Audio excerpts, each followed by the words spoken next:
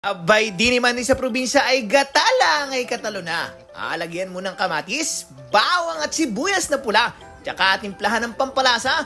At kapag masipag-sipag ka maghanap ng bagungon, abay, suwak na suwak gatan yan. Nilaga muna ang bagungon bago ilagay sa timpladang gata para mabilis na ang pagkakaluto na rin ating bagungon. Suwak na suwak aring pang ulam.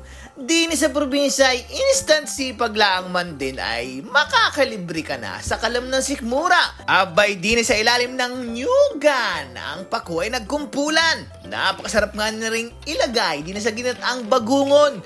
Talaga namang quality na naman ang ating hapunan. O ay ano pa, Heidi, mapaparami na naman ang bahaw na rin. Kainaman.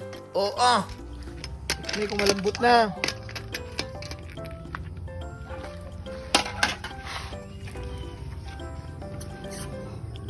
Lambot na. Lambot na.